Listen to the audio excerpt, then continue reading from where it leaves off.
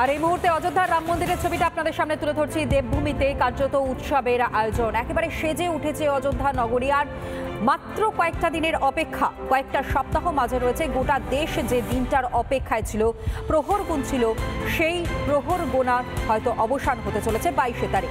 22 জানুয়ারি অযোধ্যার রাম মন্দিরের দ্বারোদ্ঘাটন রয়েছে। শালিগ্রাম শিলায় তৈরি ভগবান শ্রী রামচন্দ্রের মূর্তিতে প্রাণ প্রতিষ্ঠা। উদ্বোধনের দিন প্রধানমন্ত্রী নরেন্দ্র মোদী তিনি উপস্থিত থাকবেন। বিশিষ্ট অতিথিদের আমন্ত্রণ জানানো হয়েছে ইতিমধ্যেই। 2020 সালে অগাস্ট মাসে মন্দির নির্মাণের সূচনা করেছিলেন প্রধানমন্ত্রী নরেন্দ্র মোদী। রাম মন্দিরের উদ্বোধন ঘিরে একবারে সাজো সাজো রব গোটা অযোধ্যা নগরীতে। দেবভূমিতে কার্যত উৎসবের আয়োজন করা হয়েছে। সরজ নদী সাজিয়ে তোলা হয়েছে। ঠিক তার পাশাপাশি মন্দিরের সামনের ছবিটা আপনারা দেখতে পাচ্ছেন। শেষ মুহূর্তের প্রস্তুতি কার্যত সারার পথে এই মুহূর্তে দিনরাত এক করে নিরন্তর পরিশ্রম করে চলেছেন যারা সেখানে কর্মরত রয়েছেন।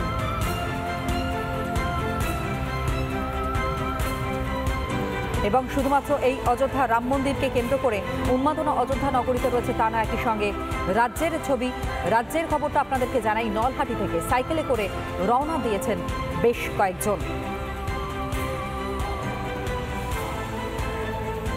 রামলালার প্রাণ প্রতিষ্ঠার আগেই তুঙ্গে মানুষের উন্মাদনা।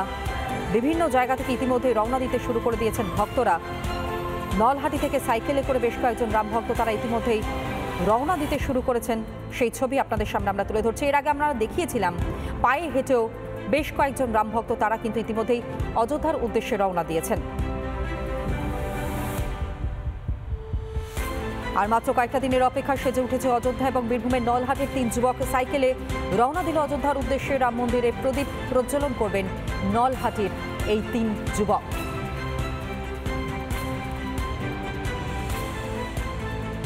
আচ্ছা, আপনারা কয়জন এবং কেমন? আমরা 3 জন যাচ্ছি। এখান থেকে নলহাটি থেকে বেরোচ্ছি।